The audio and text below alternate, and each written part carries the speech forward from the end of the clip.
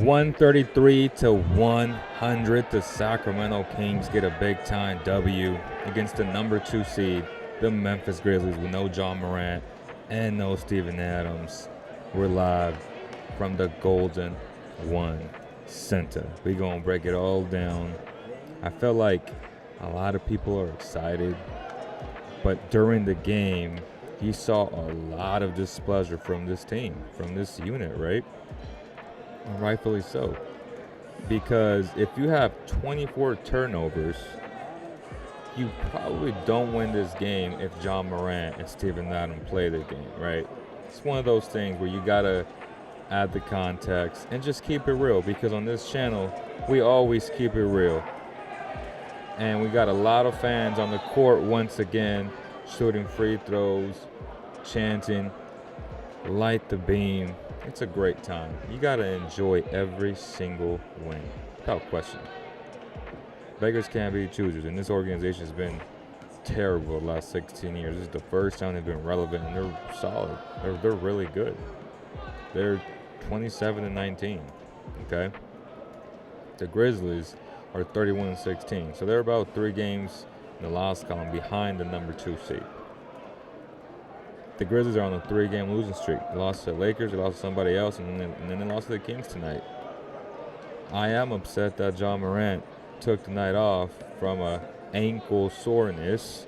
We all know what that means. That means that he legit was ducking De'Aaron Fox. He legit was ducking De'Aaron Fox. Make no mistake about it. He didn't want the smoke tonight. Steven Adams, he probably is banged up from the way he plays. I mean, that guy is as physical as it gets. I'm not mad at Steven Adams. He probably deserves a night off. But John Morant, come on, man, do better. Your team had 10 points in the fourth quarter. They struggled. Was it the Kings' defense? Yeah, some of it. The Kings' offense was elite in the first quarter. Insane. Tied the record for most three-pointers in the quarter. 47 points, man. And then it just evened out and just averaged out to 19 points in the second. So they were only up by 5-6 points going into the half. People were upset. And it was 29-34. So they were up by 10, I think, going into the fourth. And then they just took over. The Kings were too much. If you look at what the Grizzlies did tonight, who was their best player? Desmond Bane with 21. Jaren Jackson with 19. He struggled in the fourth. He couldn't get a call. He was upset, right? They struggled. Dylan Brooks, 6 of 15 for 13 points. It's pretty good for the Kings. They made life difficult on him tonight. Desmond Bane's a bucket, man. 21 points on 13 shots, 3 of 4 from beyond the arc. That guy is a Kings killer. He also did give up shots, though. And I feel like the refs allowed a lot of swipe downs, stuff that if the Kings would do, they would call. But since it's the Grizzlies and they've kind of earned that rep league-wide, they're gritty, they reach a lot, they get a lot of steals. But you got to give the Kings credit tonight because De'Aaron Fox had 4 steals. Foxy had 4 steals, 10 dimes, 17 points, plus 14. They're going to get the job done. Sabonis, another triple-double, 11 assists, 10 boards, 14 points. They're going to get the job done. Trey Lyles, everybody's enamored with tonight. 6 of 8 from beyond the arc, 8 of 11 from the field, 24 points, 7 boards, 2 steals, 3 blocks, plus 25 for the game. They're going to get the job done. He's been playing well. He's been playing well for this team as of late.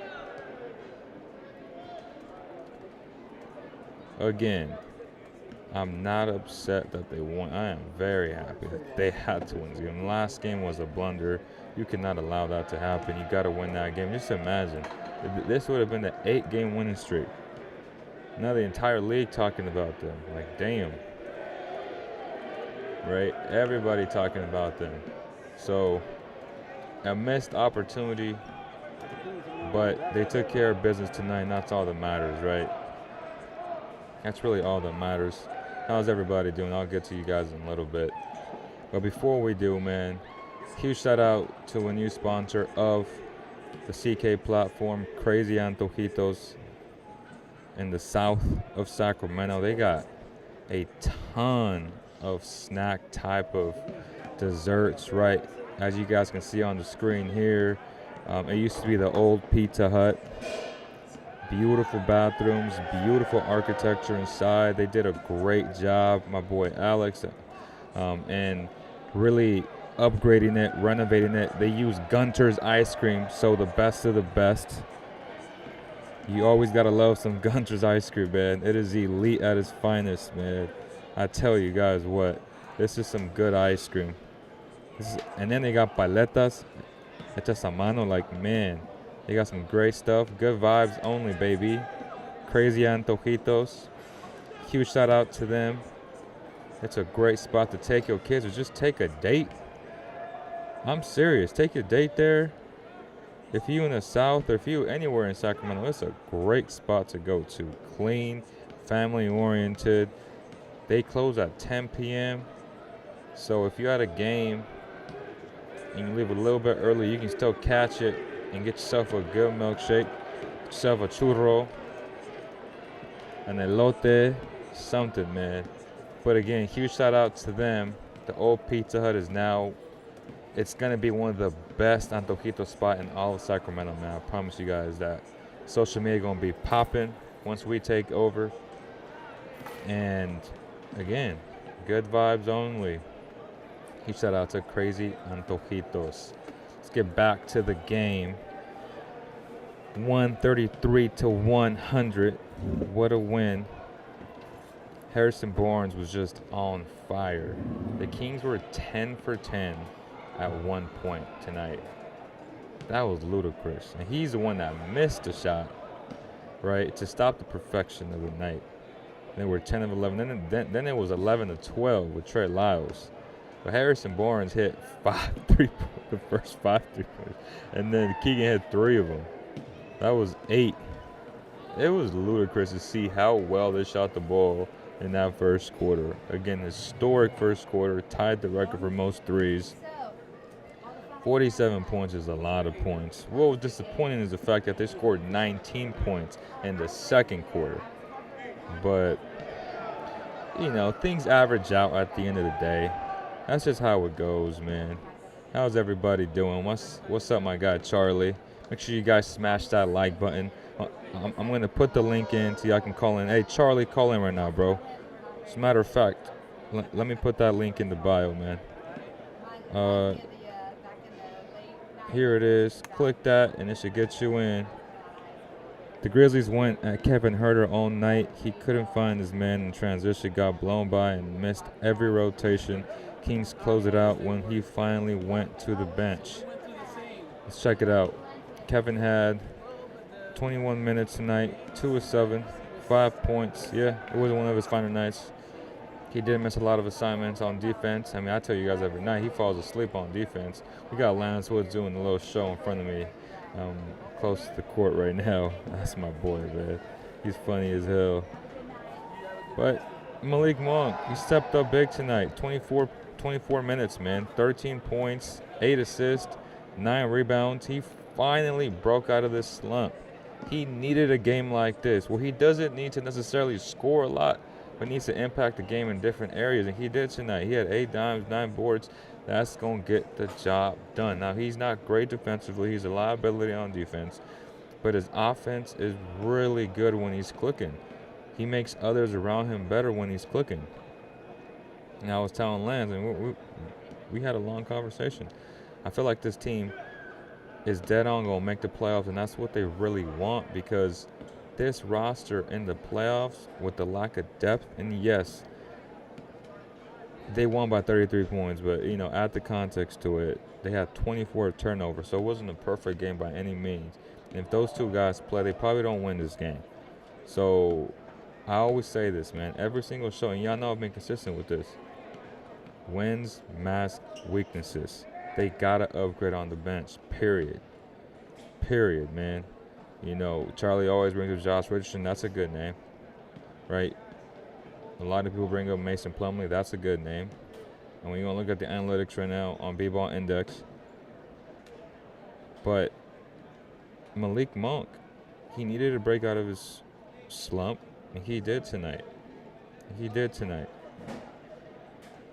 Herter is proving to be a double-edged sword, does so much off ball, pin down DHOs, but it's bad when he's not getting to spots and getting cooked on defense.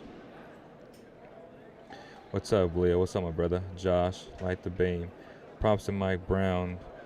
Held the Grizzlies to 10 points in the fourth quarter. Yeah. A lot of it, too, is that they really struggled. They really struggled tonight.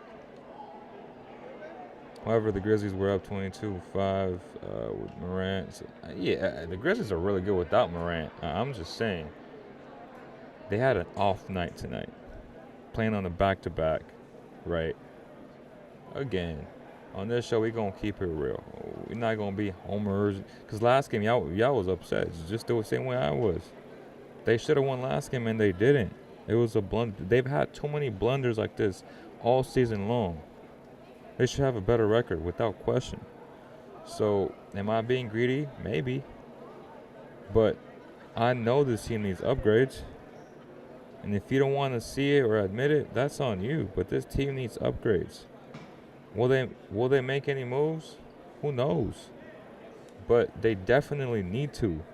And as I said last show, people talk about chemistry and being afraid to touch anything. At the end of the day, they have never had a duel like a Sabonis and a Fox. That's the catch right there.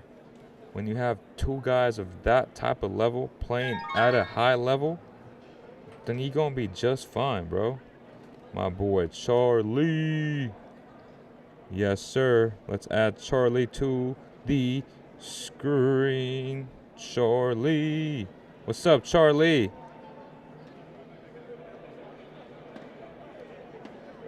Charlie, unmute yourself, sir. Charlie, can you unmute yourself? Guest has muted themselves. Here he is. The legend. The legend, Charlie. What's up, bro? Hey, what's up, man? First time. Oh, I love it. I know, man. How you doing? How's the family doing, bro? You good? I'm good, brother. How are you? Good, man. It's late here on the East Coast. You're in Charlotte? Yeah, I'm in Charlotte. That's funny because Charlotte is number one in DHOs in points per DHO. So they score about 1 point, I think 0.7. The Kings are number 2. And then the OKC Thunder number 3. So they have a center that likes to play in this type of offense. But you and me can agree that it's tough to play 12 minutes a night, right? Yeah, man. Like I don't think Plumlee's gonna want to come into Sacramento and be stoked about playing a 12-minute role. Like trying to find a center who's gonna fit that is gonna be super difficult. You know, you gotta get like a special breed of person that can do that. Right. Well, you know, I like maybe Nick Richards. Like he's playing 13 tonight, yeah, and he's coming in, and like you said, you're playing an offense that is heavy. I mean, pretty soon the whole league is going to be transitioning to it. But you know, if you could find someone like that, and you know, maybe get something for Rashawn Holmes. But right now, I would just hand under Rashawn. Your mic is cutting off a little bit. It's like going in and out. Yeah, I'm getting some restoration. Let me see if I can fix it. Yeah, go ahead. But yeah, to your point, and Nick Richards could be a solid option. Charlotte has a ton of younger centers, right, that need to open up that spot for them. And, you know, Nick Richards came in here and just balled out, and Mike Brown was very high on him after the game, specifically pointing him out. So that could be an option there. I think I saw somebody talk about Brandon Clark. Someone sent me that rumor on Instagram. I love Brandon Clark, but at the end of the day, he's not, quote unquote, a rim protector, right? Like he's okay defensively, I would say, at least from the eye test. We'll double check right now on B-Ball Index, but he is like a more athletic Shemezi Metu. You know what I'm saying? Like a more athletic Rashawn Holmes. So does that move the needle for you? I was looking at the defensive impact for a Mason Plumlee. It's solid as hell, even at his age. Like he's not the defender he once was, but he's still making a solid impact. So I don't know what Brandon Clark is. We gonna look right now, but what do you think about Brandon Yeah, Clark on the Kings? like I think if you're gonna move off of Holmes or Metu, you got to find someone who does something different, right? Because Right. why else move off of it? Like, what's the point? If you have somewhere that's similar, but you're looking to improve, like you're gonna get someone that's marginally better at doing some of the same things. Like, I don't think that's enough for them to take enough steps or to improve the bench. Like, and once you get to the playoffs, everyone knows that you're gonna go to a smaller brand of basketball, right? So, and the Kings are heading towards being a playoff team. So really what they need to do is they need to bolster the bench with some of these forwards who are like 6'7", 6'8", and long and can handle the basketball, because we know that's how it's going to come in the playoffs. Everything's going to tighten up. Teams are going to go small, and it's going to turn into like who can knock down the mid-range shots and who can get to the paint. That's what playoff basketball is. So if Brendan Clark ain't going to be a guy that can handle the basketball, help you get into the paint, create for others, like I don't necessarily see him being an upgrade over Rashawn or a Chimezi Metu. So right now he's in 40 games played, averaging 19 minutes a game, 10.3, 5.6 rebounds, and Jesus Christ, I was wrong. His defensive impact's an A minus overall, but his offensive impact is a D plus. So I'm kind of shocked, if I'm being honest with you guys. So if we look at, obviously not a shooter, off ball movement, his movement attack rate, 91st percentile, so that's pretty solid. Again, he moves well. He's a pogo stick, as I like to call him. Screen and rolling, obviously elite at that, 87, 91st, 98th percentile. His offensive rebounding, B plus per 75, per game, A minus. Offensive rebound shots per 75, A minus. That's pretty good. So let's get to his defense. Perimeter defense, he's atrocious, 26th percentile, D minus. So when they put him in this, pick and roll, he gonna struggle with that. Even though technically speaking, he's a lot quicker than other guys. So that's surprising to me, especially considering that his impact is that good. And then in the interior, we got a B for his rim deterrence, percentage of rims contested. I think it's not per 75. It's a B plus, which is solid. Rim contest per 75 is a B plus, which is solid. And then blocks per 75 was an A minus. So he's actually pretty good in the interior. Are you surprised by seeing these grades? I'm not, because I feel like what Memphis does as a team Mm-hmm. allows him to basically put up these type of analytical numbers, right? And I always kind of curious, and like what your thought is on this is Mm-hmm. how much do these analytics actually take in like the situational basketball and factor in the other data pieces around him, which are the other players in the scheme Right. that they play in, right? Because the When Memphis perimeter defense is really good, and they're always trying to like pop the ball loose by swiping up or swiping down, and they really make it difficult on the defender to get into the paint. So I really wonder like how much that would help any type of player like Brandon Clark or like a Rashawn Holmes. You know what I'm One saying? 1000%, bro. That's a great analogy example you just said, because the system matters, right? Contextually Yeah. speaking, we're supposed to use the analytics to be a supplement to the game film, right? And you just talked about the game film where a lot of these dudes, as I said earlier, they swipe down at you to get a ton of steals. Their perimeter defense is solid with a Desmond Bain, with a Dylan Brooks, with those types of guys. John Morant is still a liability to me. But you have a great guy in Steven Adams, so the system does matter. And these analytics are more so on the individual of the player, right? Of how can these guys be maximized to their potential. And obviously it's still important to like grade out well regardless of what the scheme is. And his defensive impact is solid, but I am shocked and concerned that his offensive impact is that low, especially considering that he plays with I can say that Trey Jones is the best he's the best backup point guard in basketball. Would you agree with that? Yeah, I mean that's what I said tonight. Someone said it was Tyrese Maxey, but like Maxey is good, but Maxey a he's starter not though. Tyus, man. Like Tyus is just different the way that he gets to his spot too. Like he does use a lot of Brandon screens to get to those spots. So if you look at like the pick and roll situations, I bet Tyus Jones probably scores a ton out of the pick and roll as opposed to like dishing it off to like a Brandon Clark because his pull up game in the mid range is Solid, nice. solid, solid. Okay, so is there anything? Obviously, you talk about Josh Richardson, but is there anybody else that's on your radar that you would like the Kings to go and get? Obviously, Rui Hachimura. We talked about Danny Advia a few shows ago, but Rui went to the Lakers today.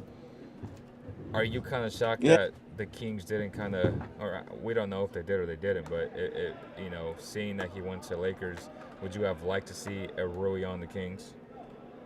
No, like I'm not a big Rui guy because Rui, like I haven't looked at the analytics, but when I watch him play, a lot of the things that he does are ISO heavy, or he can get the ball kind of like in that high elbow and then goes to work.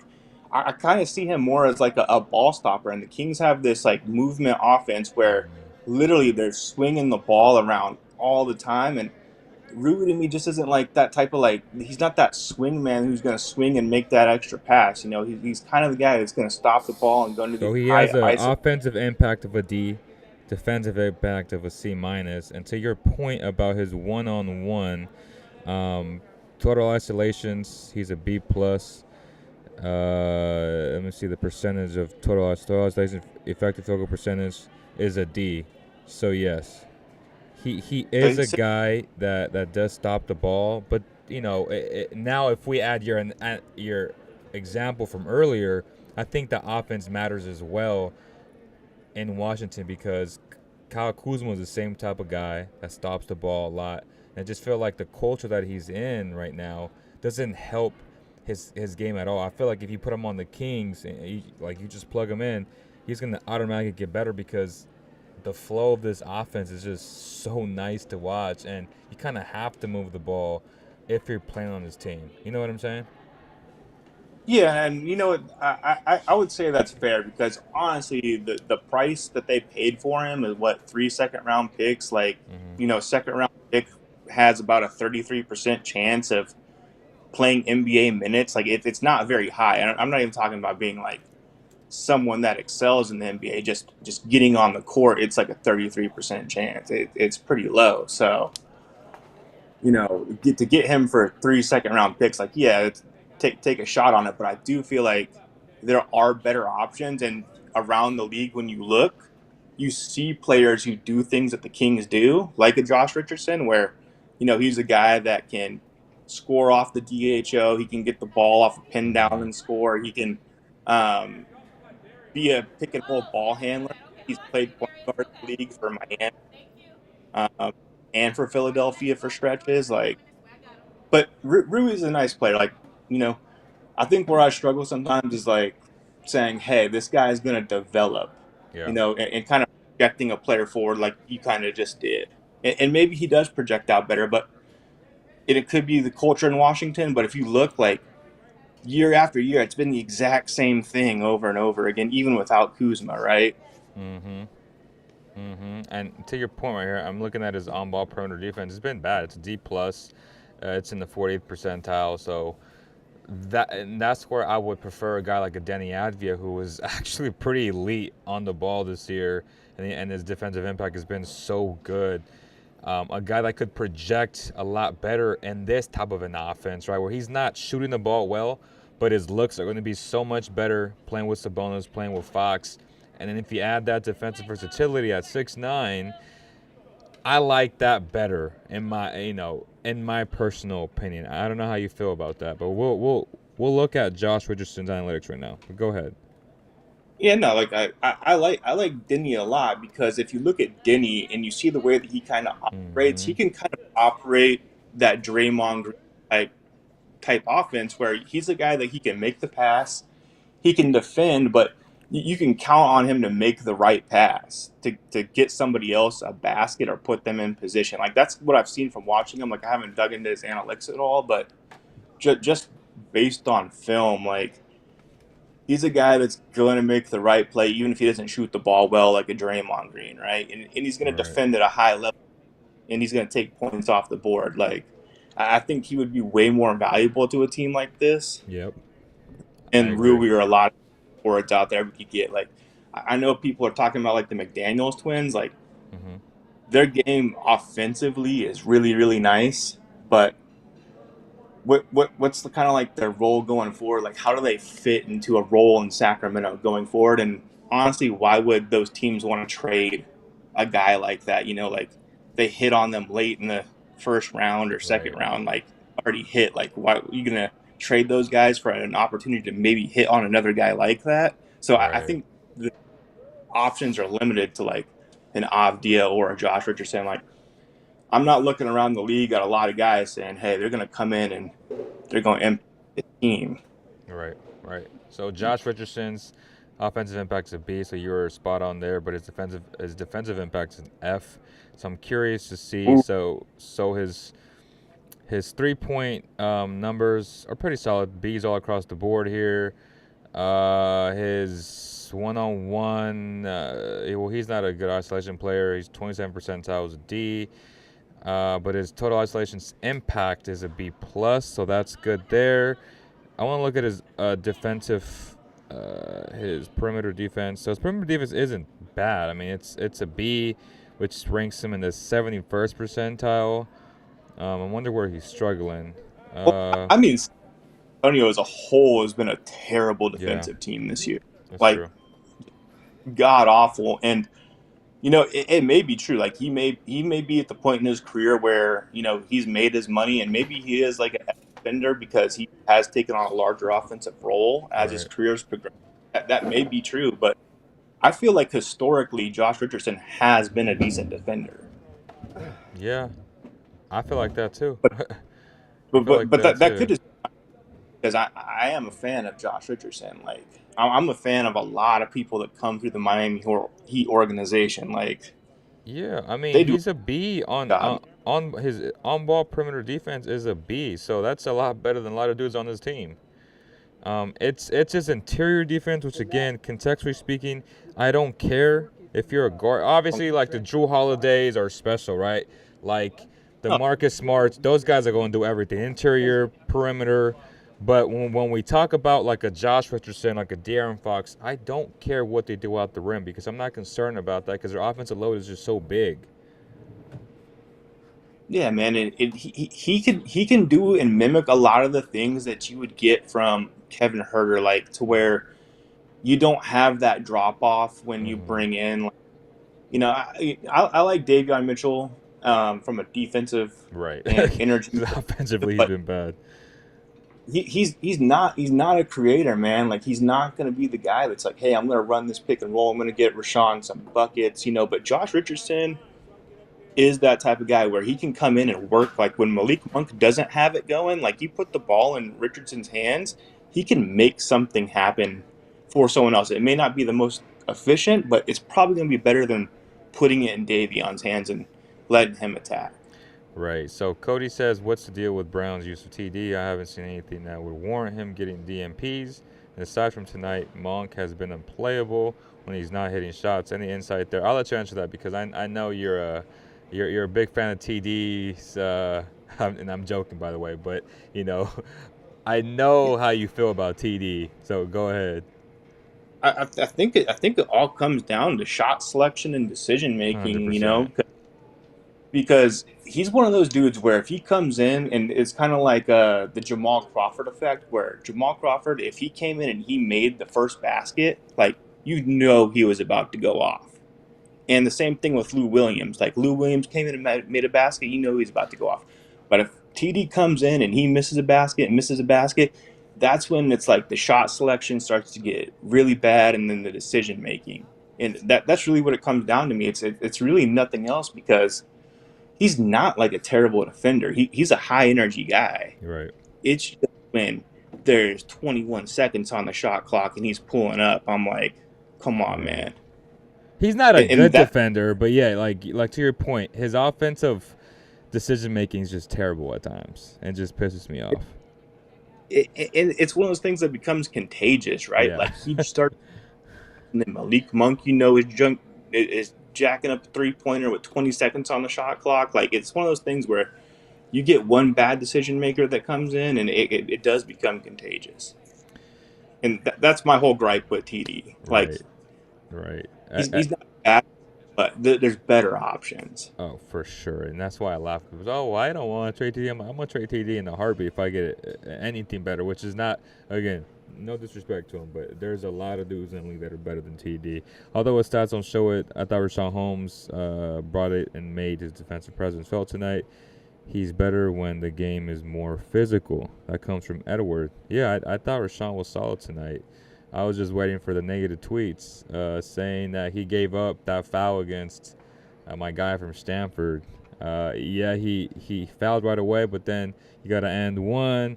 He got some tip outs. Like, I think Rashawn has been solid since, whenever he gets extended minutes. That's just me, though. Well, yeah, I think you and I also talked about this too. Like, give him some burn with De'Aaron and like HB. Like, put something familiar around him, because they know how to run an offense with Holmes in the game. Like, Mm-hmm. those three guys have been playing together for like what, 3 or 4 years now. Yeah. Like, they know how to get something going together. It's like you said, when you put all of the bench players in with Holmes, all these bench players are basically new. They've been on the team 6 months to a year. Yes, to But Noah's point, it says it still doesn't help you. Do you think Holmes can stay with JJJ?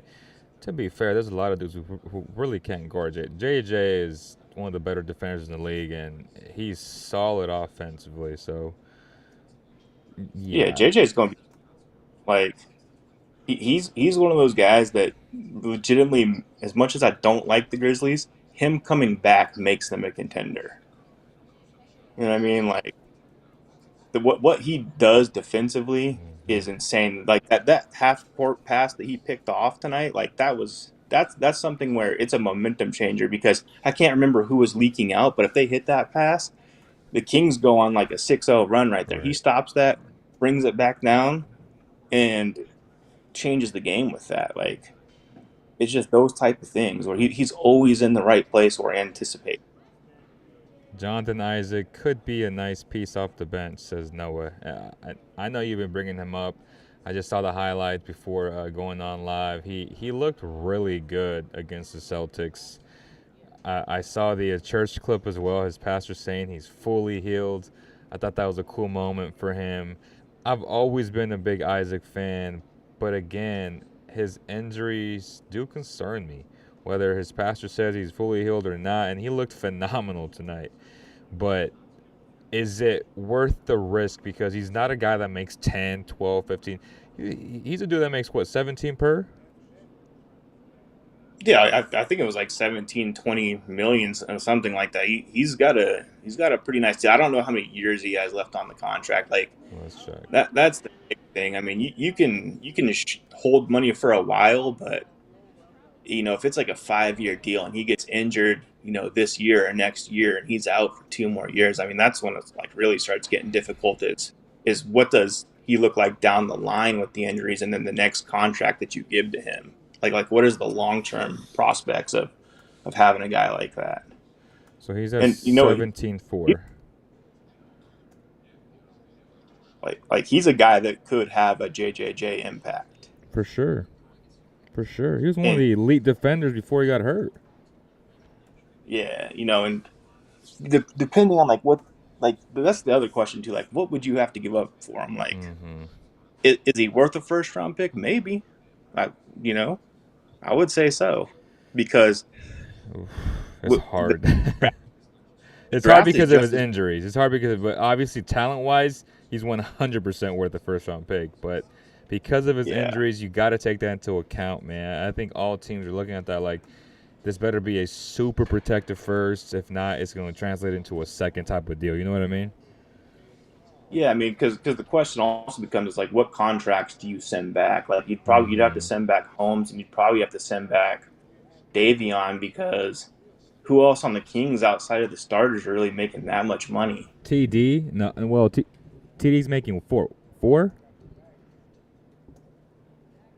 Yeah, man. If I'm giving like I love Rashawn Holmes, but if I'm giving up Holmes, TD, and a protected first, like I would take that risk on Isaac because, like I said, a Me first too. round pick, no matter what, at the end of the day, is always risky. Like draft picks are always going to be risky, no matter what. So let's do that. So Like you, let's do TD Holmes, a very protective first for Jonathan Isaac. It's worth the risk. yeah, it is because he's one of those dudes. Like when you talk about people that are defensive MVP caliber players when healthy, Mm-hmm.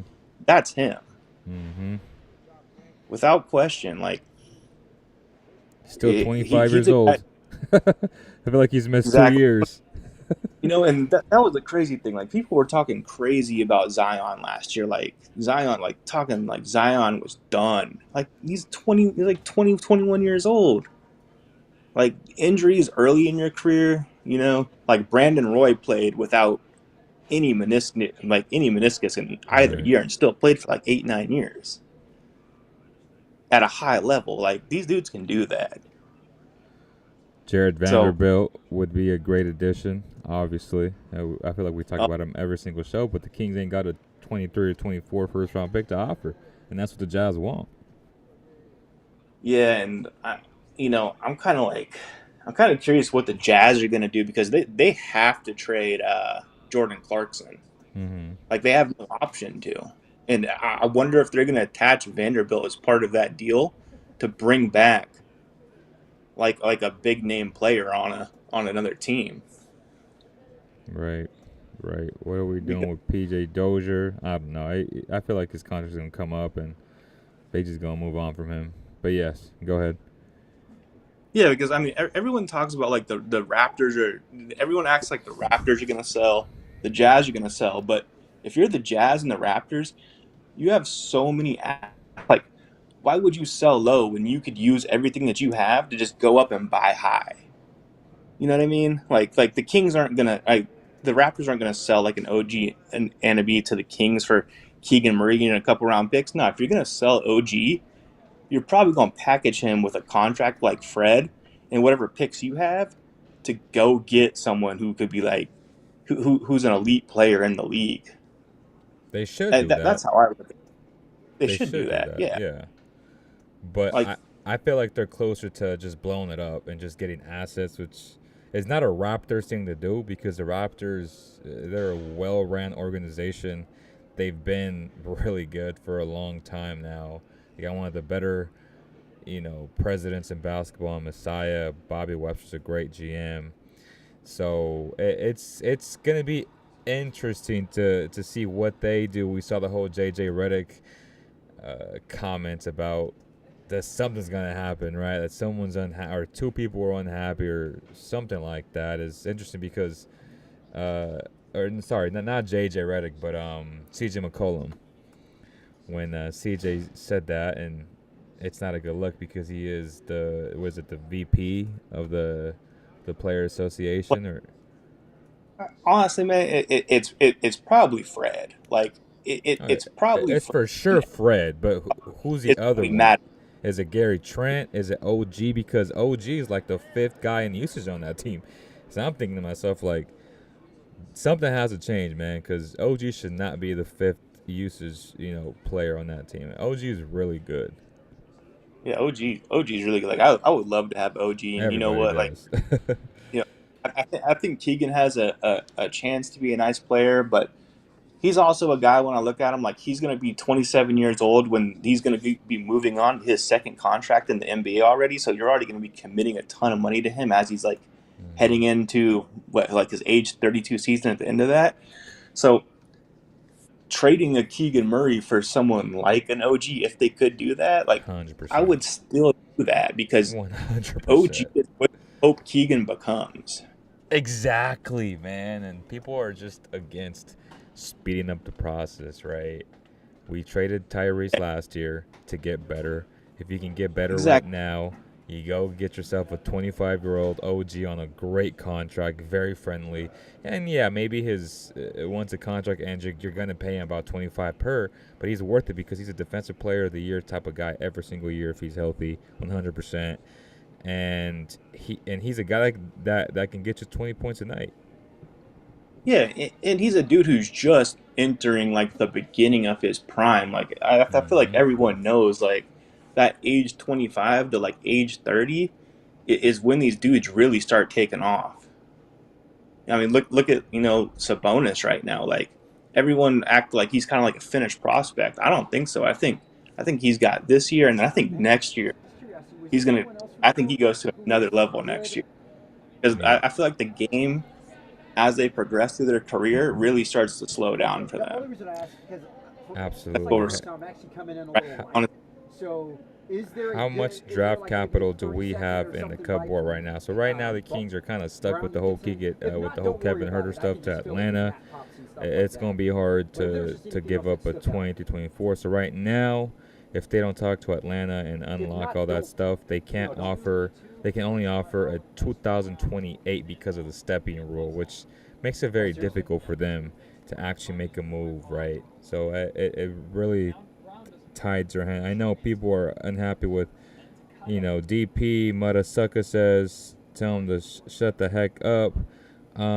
Again, man, I feel like fans get super attached to the young players on this team and they overrate them. I love Keegan Murray. Keegan Murray's playing out of his mind right now.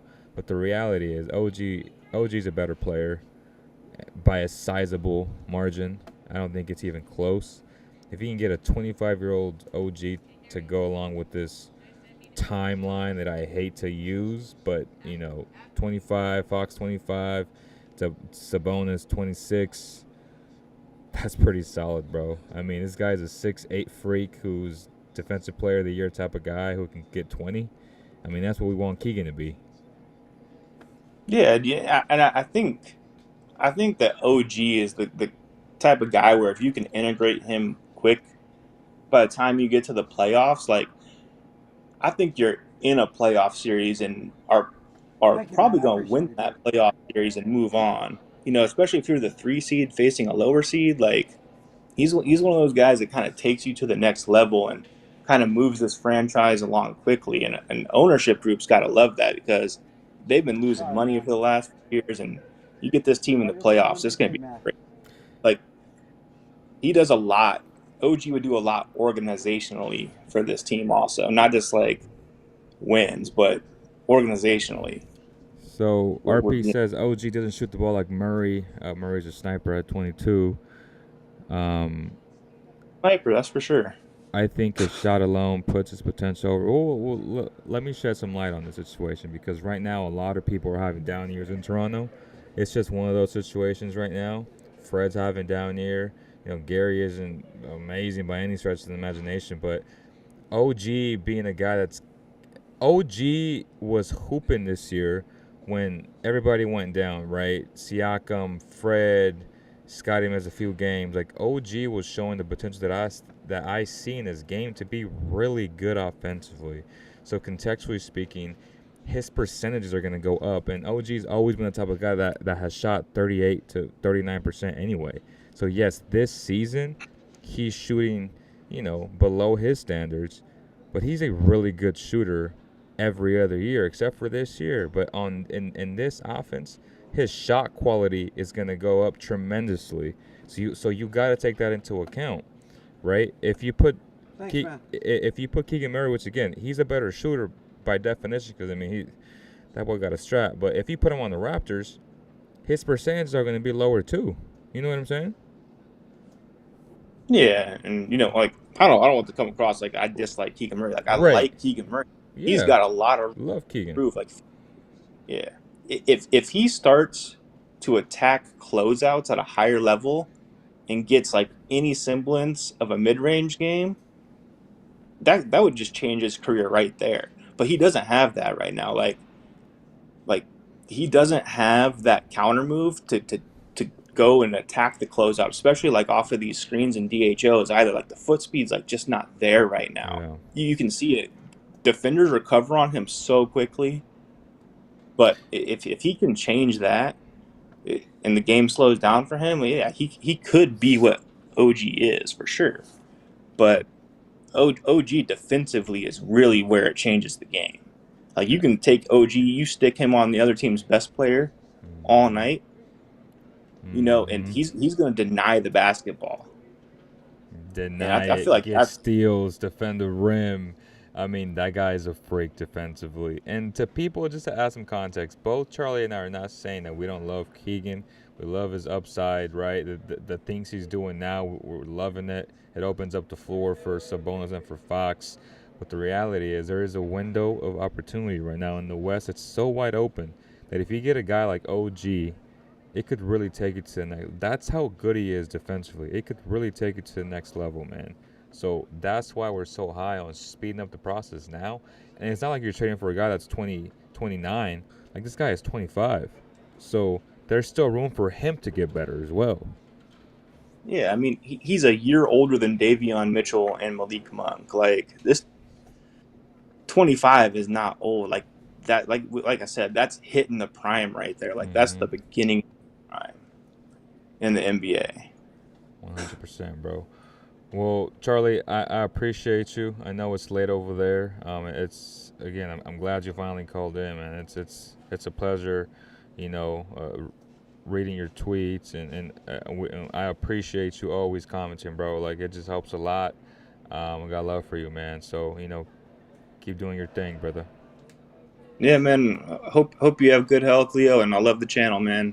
You have a good night. All right, brother. Be good. That was Charlie, man, from Charlotte, North Carolina. It is 11:12:12. It's 2 a.m. over there, so shout out to my boy.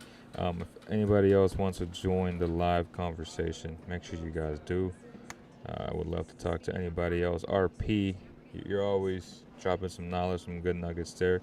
You can join the conversation. Nick, my boy Noah, Edward, would love to talk to Edward. Edward, man, you haven't called in a long time, bro. And again, to DP, love Keegan. It's nothing personal, man. It's just trying to speed up the process. We love Tyrese, and look what happened. You see what I'm saying? Like, I think fans get attached to just young players, and it's normal. It's exciting, right? You see, like, oh, he's only 22. Then I'm like, well, he's 22. He's 3 years older than every other rookie, too, if we're being honest, right? And again, I love his game. He does exactly what this team needs offensively. He's getting better defensively. Make no mistake about it. But he's not a high-level defender. He's the weakest defender in the starting 5. He's the weakest defender in the starting 5. HB hasn't been great either, but he's still a better defender than Keegan Murray is. Even though Keegan has shown a lot of good signs as of late. He still makes a lot of mistakes. He gets blown by easily. He allows multiple and-ones per game. Like, he's learning. It's normal, right? Defense comes later, but I'm just saying, if he can speed up the process and get a 25-year-old defensive star who can get you 20 a night, I'm taking those chances every single time. But that's just me. Just like I said, trade Tyrese. The moment Tyrese got traded, I'm like, this is the best thing that's happened to the Kings in a long time, man. I knew Sabonis was just going to be just a monster. People were upset, crying about it. It's like, bro, Sabonis is an all-star. Like, Sabonis is going to do wonders for this team, and he has. Triple-double machine, man. Triple-double machine. But, yes, Jonathan Isaac, when you look at his contract, it's mesmerizing to see what he can be moving forward. Can he stay healthy at $17 million?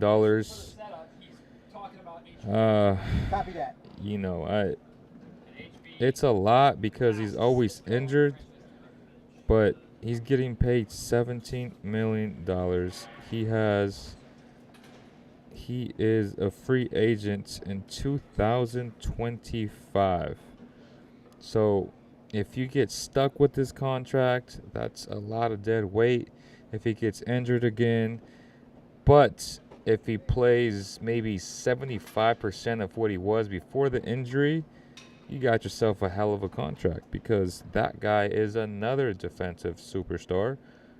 When we're talking about if he's healthy or not, you can't teach the whole 6'9", 6'10", 6'11" with plus length, man, and the ability to get steals and, go over screens and switch and protect the rim, stay vertical. Jonathan Isaac does all those things. It's interesting, man. Are the Kings willing? He's gonna cost a lot less than the OG, that's for sure. So if you want to take a risk, he's the type of guy that you take a risk on, right? Tonight he looked great. He looked really good. I was surprised. He got into his bag offensively, defensively. He picked Jaylen Brown's pocket, like, super impressively, because that was a low dribble, but his hands are so long that he can get to those type of crossovers that a lot of players can't. So, yeah. And then in 2024-25, it's non-guaranteed, fully guaranteed on the first. Okay, so that's interesting. In 2023-24, only 7.4 million is guaranteed. Wow. So it's not crazy. Like, what's up, brother? Matt George there, man. You can go out and get a Jonathan Isaac and not really be stuck if he gets injured again. Like, looking at his contract now, it's like, man, it's enticing for sure. It's enticing for sure. He has 10.4 million of total incentives. So there's some good caveats here, man. Like, if you're looking at his contract, like, things got interesting. Now, the way I was thinking about him being a risk, yeah, it's a risk, but it's not as risky now, because you can literally pay him his money next season if he gets hurt, and then cut him before the 10th of January, and you only owe him $7.4 million so that's $10 million off in a way. I don't know, man. It depends on what they're asking for, but Rashawn, TD, and the protected first, I'm doing that. I'm doing that. I think that's value. It's a risk you got to take. It's a risk you got to take, man. Maybe the Kings won't trade for OJ until the draft night. Holmes and Davion will something to pick. I know hard to see Kings making significant moves right now. That's fair. I mean, as I said earlier when I was talking to Lance, I feel like they're content with making the playoffs, and they're having such a good season. But we're seeing it as the West is wide open. You should take advantage of that, because maybe next year it won't be. Right. And then next year you also take a step forward, because you automatically get better. It's one more year of experience with your core unit. Maybe you do that, right? You said Holmes and Davion, 2023 pick. Yeah, you do 23. I don't think that's enough, but I think there are better offers league-wide, if I'm being honest. But if you could do something like that and keep Keegan, that would be lovely. But, man, I just don't see that happening, if I'm being honest. Hurt, in my opinion, is pretty bad. Hurt, what position would you play? He can guard 1 through 5, bro. That's how good he is. So, he's a 3-4. He's a hooper. He's a hooper, bro. Defensive wise, yep.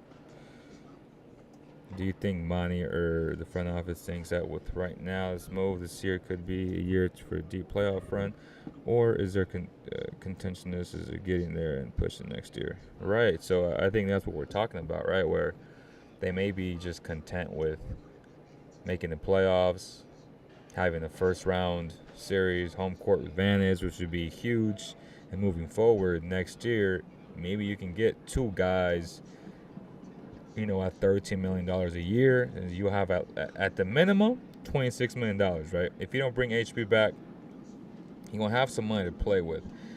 And you're going to have a positive perception league-wide. Now, things have turned around and made the playoffs are looking to get better. Can I be that guy if, say, you're a McDaniels, if, say, you're a Vanderbilt? Those types of guys is what you need on this team. That wing versatility that this team just doesn't have. Guys that can play the 3 and the 4, rebound, play solid interior defense, but also protect the perimeter, because you don't want to expose your all-star center to be in foul trouble. Like, it's great that he's staying vertical this year and that he's gotten a lot better defensively, but your defense starts on your perimeter. And if you can not get blown by as much as you do, that's good for Sabonis. So you're protecting your offensive engine. So you got to look at that. You got to look at that, man. Anyone know if Keegan kept his word and smiled after the game? We got a W. Well, they lost against Philly. So that bet was beating OKC, which they did, and then beating Philly, which they didn't. So I don't know when it's going to smile again or when he's going to propose another bet. And I'm glad you're seeing what I'm seeing. Isaac Leo, almost 3 blocks and 2 steals a game. We can guard 3 to 5. Right. I mean, Jonathan Isaac is a freak when he's healthy. Make no mistake about it. He is a freak when he's healthy. Make sure you guys slap that like button, man. Come on. Like, share, subscribe, all that good stuff, man. Come on, y'all. Here we go. Please like, share, and subscribe. Let's get this going. But yes, Jonathan Isaac is another guy. If we look at, we looked at Josh Richardson, right?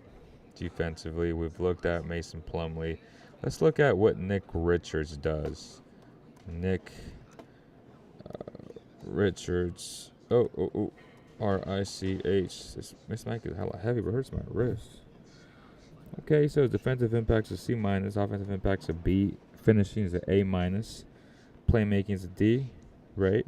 He's a putback boss, he's a rim protector, he's a contact finisher, he's a microwave, don't know what that means, he's an intimidator, I can see that. He's a post-move lockdown. Okay, well, let's see what he does. Screen rolling, which is solid, right? All A's here. Offensive rebounding, A+. Oh, I love that. That's physicality at its finest. Perimeter defense, he's terrible. He's an F. He ranks in the 16th percentile there. His interior defense is a D, so that's not good. But the percentage of rim shot contested is an A, and the rim contest per 75 possessions is an A, so that puts him in the 94th percentile and 92nd percentile, respectively. Blocks per 75, A-. That's pretty good, man. So he does what you need him to do. Screener rim defense, he's an A+ at 95 percentile, right? He's guarding, let me see who he's guarding. Post score 52% of the time. Stretch big 0. Roll and cut big 29. I mean, he's not playing much either, right? You have to contextualize this data as well. But in the minutes that he does play, he does what you need him to do defensively, at least for the Kings' sake. In terms of, and then offensive rebounding is elite, so that's pretty good. And we saw that here in Sacramento, and which is why Mike Brown was just praising him after the game. And then obviously his screening and rolling is pretty good. His finishing is an A+, which is solid. He's not a good passer, that's for sure. But his post-up play is his paint touches per 75 is an A, which puts him in the 93rd percentile. But yet again, he don't play much, so you got to take that with a grain of salt. And yeah, there's a lot here, man. So it's interesting to see, his offensive impact, his defensive impact. It's not bad for a backup 5, in my opinion. 7 feet, 25 years old. That could be a guy that they go after, right? That could cost you less than a guy like Mason Plumlee, whose analytics are off the chart right now, by the way. But, Nick Richards could be a guy. What's going to cost? They have a lot of young guys in that position right now, man. They just drafted, what's his name? It's just this past draft. Then they drafted Kai Jones the year before. So they got to free up some type of playing time, man. And he's a free agent, so they're probably not going to bring him back. And if they can get like a second, 2 seconds for him, that's something that they may be willing to do. So, have a good one, Leo. See you again soon. All right, my brother. Be good, man. I will say with Isaac, he's been our version of Jaren Jackson. Such a tough decision with his injury history. Right. I think we owe Shannon Sharpe a big Y'all see Shannon Sharpe apologize today? That was funny. Obviously corporate. They probably made him to, and even though he says they did it, but I mean, you kind of have to. It wasn't a good look. It was funny for everybody, on social media, like the back and forth. It's definitely entertaining, but like he said, it wasn't a good look. He kind of put LeBron in the position to defend him and defend his actions, which you should never be a part of the game like that, causing trouble like that, and just causing a scene. Like, you don't want to do that. It's not a good look. This Keegan draft was a bust, actually. Keegan will be a great player in this league. Just you wait. Ain't nobody saying he won't be a great player, bro. We're just saying, can you speed up the process and take advantage of this window of opportunity? That's all we're saying. See, I don't know why people misconstrue what I'm saying. Like, they gonna take this and say, oh, Leo don't like Keegan. It's like, bro, I love Keegan. But I love OG more. And I love to win more. And I understand that OG is a superior player right now. So take that as it is. Take that however you want. That's the reality of this, okay? That I want the Kings to actually make a run in the playoffs. Right now, their lack of truly consistent players off the bench is concerning. Just before tonight, Malik was struggling, man. Like, we can't erase that. Be like, oh, everything is good now because he had a good game today. Like, no. It doesn't work that way. If it did, can you imagine? But it doesn't. Oh, I didn't know you guys said that. I just got here. All good. I mean, it's all good, bro. It's all good, man. I love Keegan. Keegan is outputting a lot of offensive impact right now. He's showing a lot of signs defensively, but he also gets beat a lot off the dribble. He commits stupid fouls. He's a rookie, I get it. He's also 22 years old, so, take that as you wish, but that has to mean something. Now, if he was 19 doing that, I'd be like, okay, he's 19, but he's 22. Like, you can't take that away because he has more basketball experience. Whether he played in college or in the NBA or in the G League, like, he has more basketball experience, period. So he should be ahead of a lot of the rookies in his class, and he's not. He's, like, at the same level of a lot of the upper echelon rookies. Like, he's not the leader rookie of the year for a great reason. And, I know Mike Brown talked about, well, if he was on a different team, he'd be. Look, at the end of the day, it's both a good thing and a bad thing that he's on the Kings. On the Kings, he's playing with a very good team. He's playing with an elite center that gets him open a lot. So if he was playing on the Magic, or if he was playing on the who else is good? The Pacers have what's his name coming off the bench. Obviously, Chet's not playing. Um, it comes with that territory though of he's 22 years old. These other cats are 19. That means they have 3 years less experience of just playing basketball. That means his body is more developed. That means his IQ is a little bit more developed. So, yeah, that matters. Whether you like it or not, that matters. We're not saying that guys don't plateau, right? Guys always plateau. Like, you don't always get better every single year, because if that was the case, everybody would be just unguardable. But, guys stop getting better at some point in their careers. That's how it is in life. But right now, Keegan is solid for what the Kings are asking him to do, right? Again, it's not me knocking Keegan, or it's just, I'm just showing you the other side of the argument, which a lot of fans that are Kings fans are reluctant to see, right? They won't really acknowledge that. And I'm here not to be a homer, right? Obviously, there's a Kings bias because I love the team, but I'm always going to keep it real on this channel, no matter what. Whether one person's watching, whether 1,000 people is watching. Like, that's what I do. And I love Keegan Murray. But if I can get an OG, again, I'm putting Keegan in a package that's going to be a definite upgrade for a guy that's not old, that's about to enter his prime or is in his prime. The only exception to that would be DeMar DeRozan, which I know it's more of a preference in that situation for me, because I know how elite he is offensively, and it's a 2-year window with him, because I don't know what it would take to get him.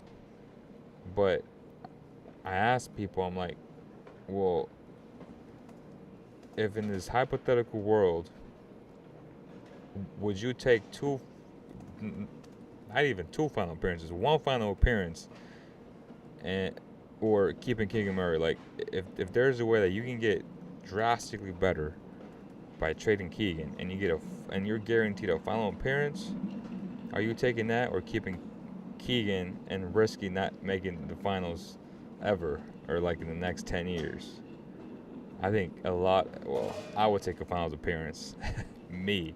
I don't know how y'all feel. I feel like it changes from show to show, because fans are prisoners of the moment, and if you win, if you feel good, you're like, nah, I'm going to keep Keegan. If you lose, you're like, hell yeah, I'm taking a finals appearance. You know what I'm saying?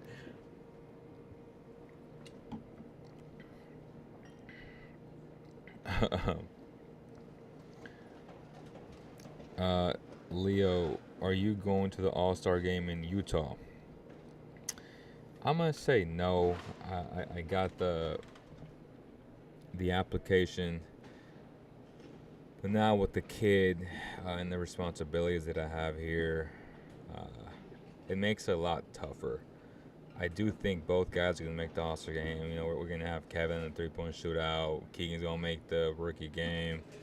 So it makes a lot of sense for me to go, but at the same time, like, I value my son a lot more than that. So, and it's not always a guarantee that I can have a babysitter. So, yeah, it's tough. It's not the same no more for me. Like, I just can't move everywhere.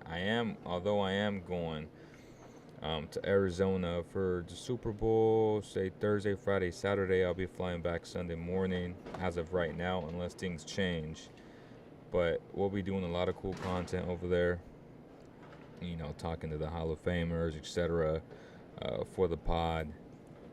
Both Mark Antonio and I will be doing some awesome content from from the Super Bowl week, right, leading up to the big game. So that should be a lot of fun. So y'all stay tuned for that. I swear, man, I gotta get a mic stand for this mic because it is hella heavy. It's hurting my wrist, but yeah, it's gonna be a good time. But in terms of the All-Star game, that's what I'm saying. Like I'm choosing this kind of over the All-Star, even though I probably could go, but it, it's a lot of responsibility, man, for me to even leave 3 days.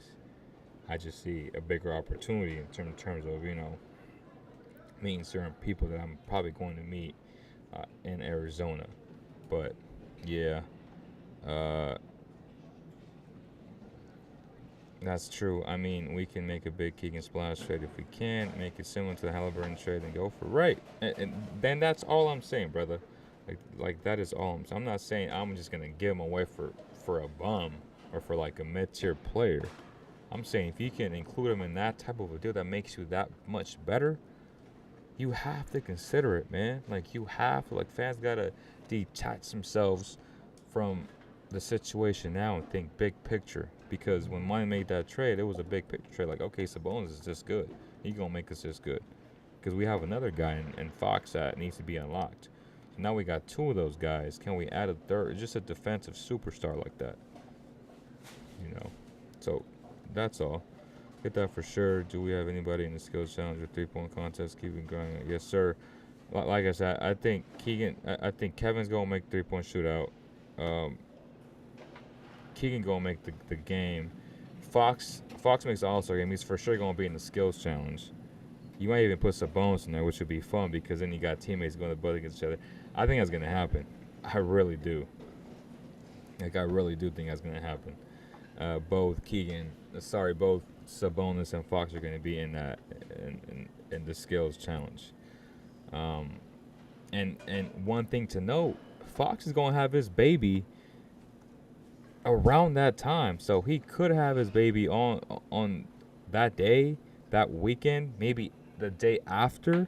Like when I was talking to Fox at McCooney's when we did the Fox Roll video production, we're talking to his wife and him, and they were like, the baby could be born at that time, so it could be born in Utah out of all things. Like the baby gonna come when the baby gonna come. Like obviously you have a due date, but it can come sooner, it can come later. Like our baby was due on a certain date and it came 2 days later. So it's gonna be interesting to see, man, because if he gets selected and then the baby's born and he don't play the game, I mean, I don't think he cares about playing the game. Like if he gets selected, I think the fact that he's acknowledged as the All-Star that he is, that would be a great thing. Like that would be a great thing for him. But yes, he could have his baby that day or that week. I get that for sure. But yes, Nick Richards, going back to Nick Richards, again, offensive impact B, defensive impact C-. But in his limited role, he could be a solid fit here, man. He could be a solid fit here for sure. Let's look at some of the game today. Monday, January 28th. I'm sure the highlights are up on NBA.com. Let me see, box score. Yes, they are up already. Let's take a look at those numbers. Let me see what really stood out to me today. We're going to look at how Harrison Barnes maybe got his numbers right. So Harrison was 6 of 9 today. We can either look at Harrison's 3-point attempts, the shot quality of those attempts. We can look at Keegan's shot quality of those attempts. We can, let me see.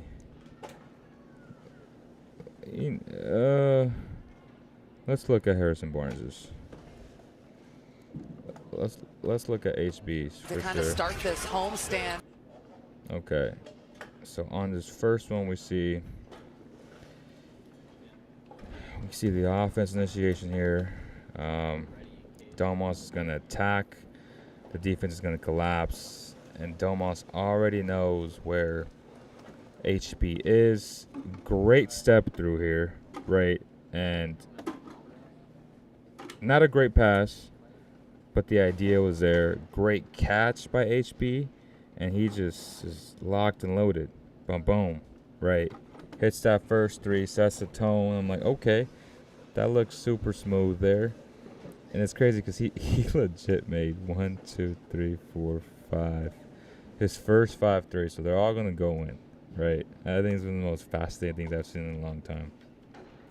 Second one here, throw the ball into Sabonis here, right? We get the split cut here. Kevin cuts back door on the overplay from Tyus Jones, sorry. And then Kevin has 2 options. He can go to HB in the corner, or he can go to Keegan here. And, Jones is playing well. He's trying to guess where. He actually guessed the right way, but that jumper is smooth. I mean, good defense there, but the jumper was smooth there from HB. That's 2 for 2, okay? Then here we see a ring around the Rosie. DHO here to Harrison Barnes. He is feeling himself at this point. He just lets it loose, bro. I mean, damn. That's 3 for 3. A great screen. Creates a little bit of separation for a guy like HB there. So that is 3 for 3. Here we go on the next one. Jaren Jackson is out of control. In transition, Sabonis is pushing the ball. He kicks it to Fox. Fox kicks it to HB. And it is smooth. That is 4 for 4, y'all. That is crazy. Let's look at the 5th one here, man. HB attacks. Let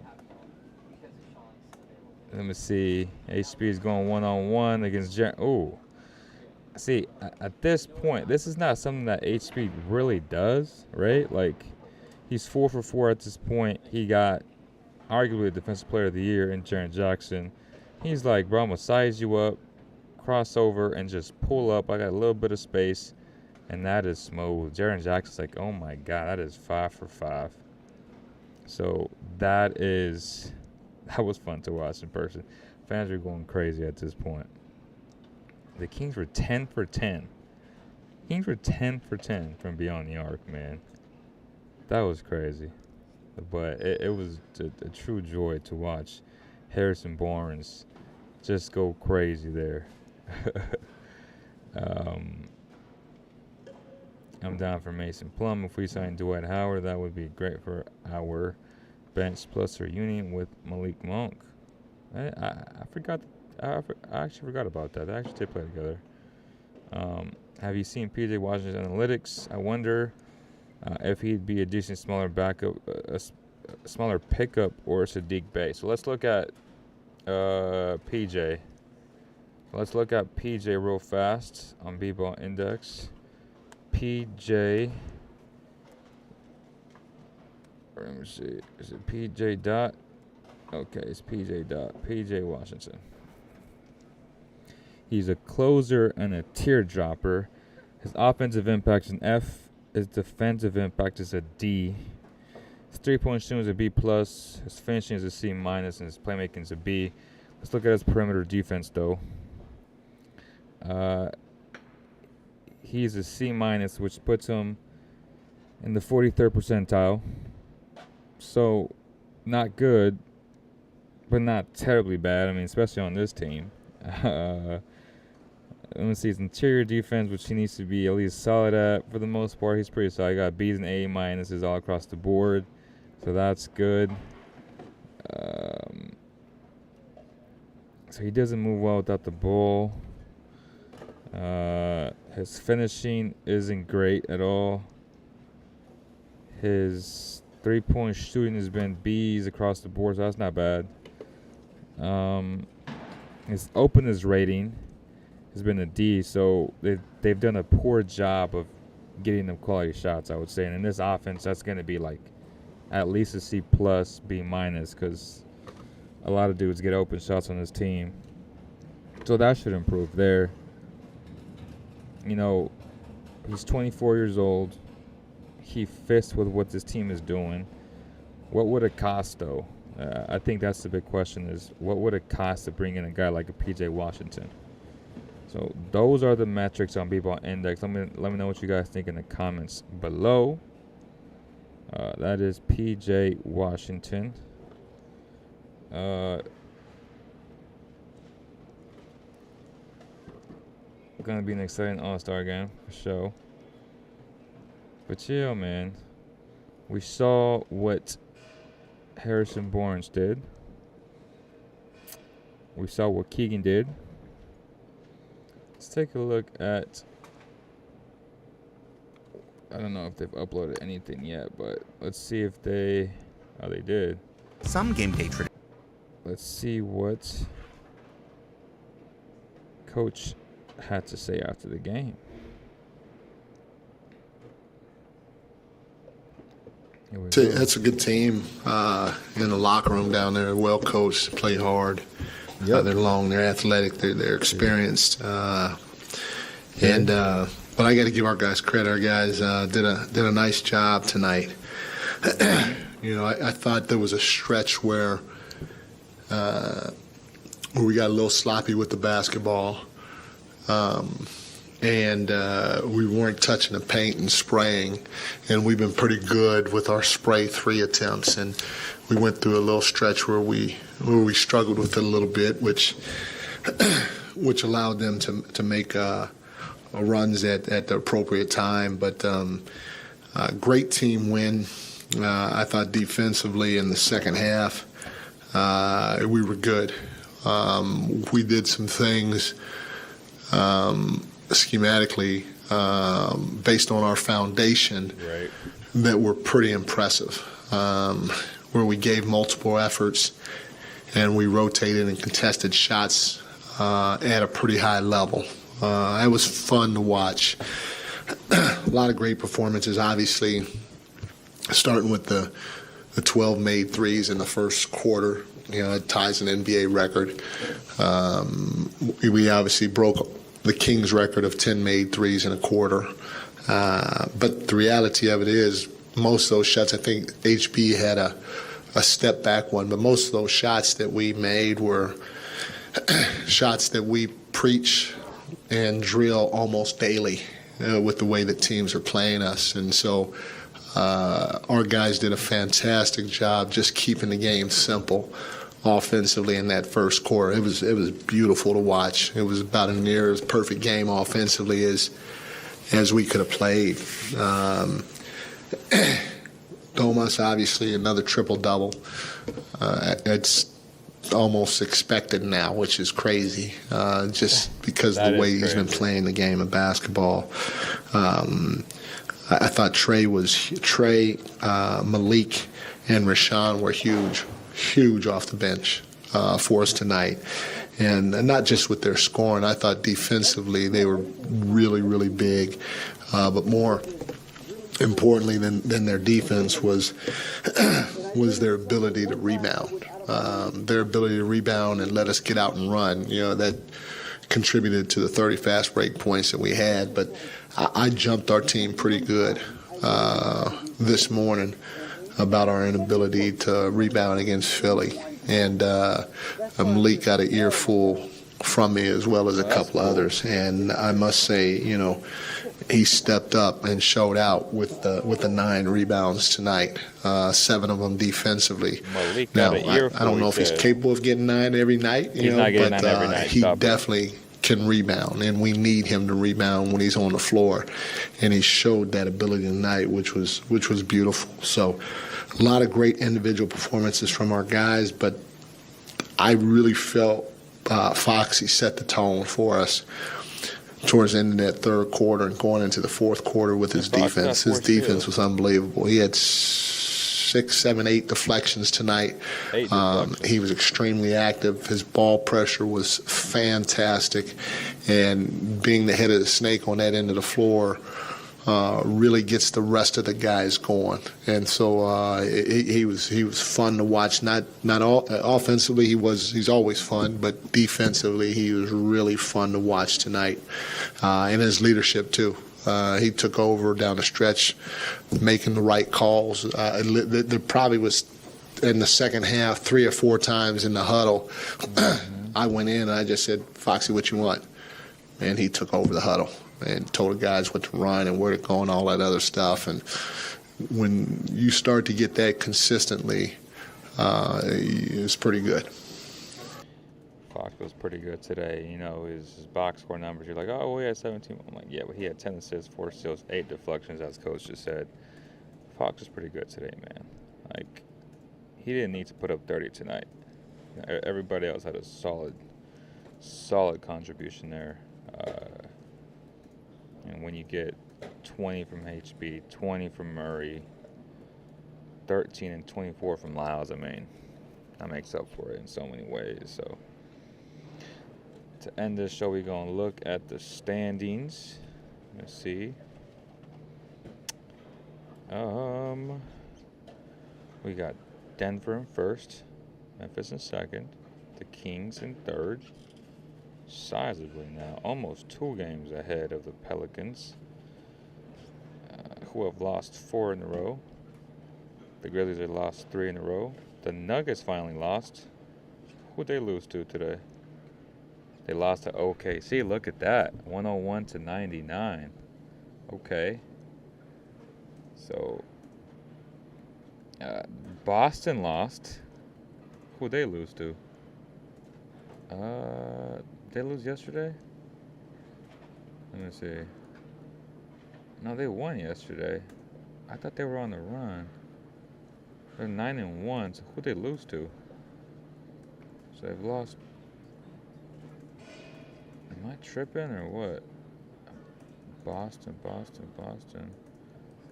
No, I don't think they played today. But Denver lost, so they are 5 games up in the loss column to the Kings. The Grizzlies are 3 games up. It's interesting, man. I mean, it's exciting. As I said, as I've been saying the whole show, it's wide open. It's wide open for them. So, you know, can they make that move that's going to put them over the top, or are they going to just play it out, wait till the off season to make some moves? It's going to be interesting, man. It's going to be very interesting to see what they do. The Lakers obviously got Rui today. They're trying to make that push for at least a play-in to give themselves a chance with LeBron about to break the record. And they're hoping that they get AD back. I think it's the first of many moves or multiple moves that they make, in my opinion. So, you know, you're competing against the Lakers in terms of making moves. If we look at the Jazz, this team is going to be a seller. The Spurs, they're going to keep on tanking. They're going to try to be worse than the Rockets.